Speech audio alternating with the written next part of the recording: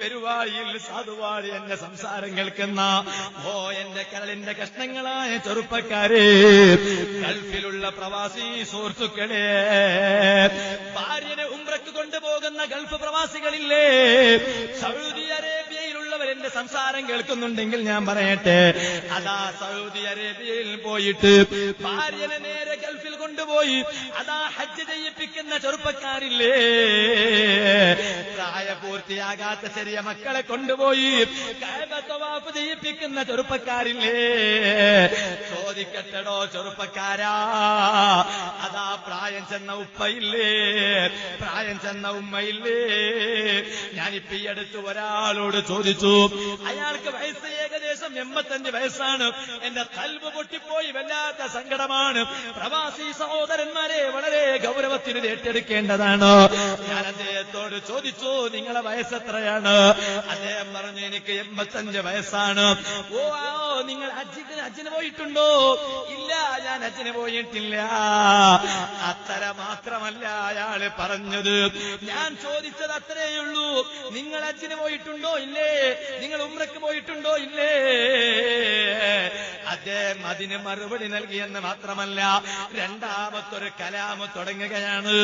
അദ്ദേഹം എന്നോട് പറഞ്ഞു, ഉസ്താദേ, എന്റെ 2 മക്കള് സൗദിയിലാണ്, ഒരുത്തൻ മക്കയിലാണ്, പിന്നൊരുത്തൻ മദീനയിലാണ്.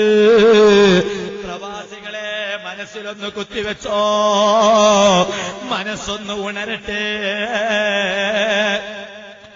ആ 2 മക്കള്, ഞാൻ അദ്ദേഹത്തോട് ചോദിച്ചു, ഹജ്ജിന് പോകേണ്ടത് അവർക്ക് തന്നെയല്ലേ, നിങ്ങൾ എന്തേ പിന്നെ പോകാത്തത്?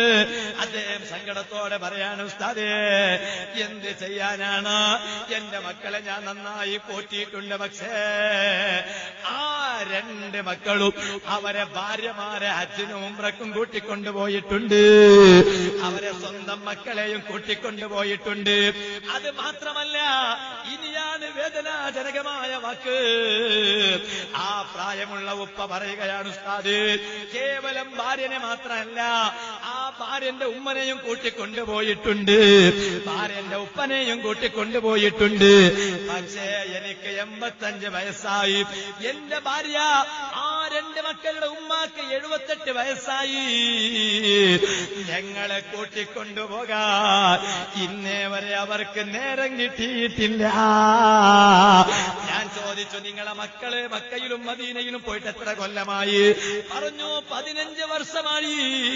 ഓ ഗൾഫിലുള്ള പ്രവാസികളെ, 15 കൊല്ലമായി നിങ്ങളെ ഭാര്യമാരെ ഹജ്ജിനെ കൊണ്ടുപോയിട്ട്, നിങ്ങളെ പ്രായപൂർത്തിയാകാതെ ചെറിയ മക്കളെ ഹജ്ജിനെ കൊണ്ടുപോയിട്ട്, ഭാര്യന്റെ ഉപ്പാനെയും ഉമ്മാനെയും കൊണ്ടുപോയിട്ട്, നൊന്ത് പ്രസവിച്ച ഉമ്മാനെയോ, പ്രസവിക്കാൻ കാരണക്കാരനായ ബാപ്പാനെയോ, ഒരു നോക്ക് കഅബ കാണാൻ, ആ കഅബയുടെ ചാരത്ത് പോയി തവാഫ് ചെയ്യിക്കാൻ നിങ്ങളെ കൊണ്ട് കഴിയാതെ വന്നതിൽ നിങ്ങളെക്കാളും മതപ്പതിച്ചവൻ വേറെയുണ്ടോ?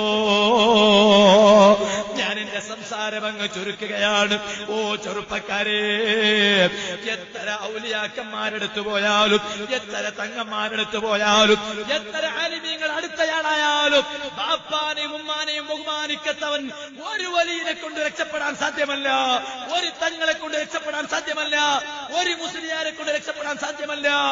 ഏറ്റവും വലിയ നിധി സ്വന്തം വീട്ടിലുള്ള ഉമ്മയാ.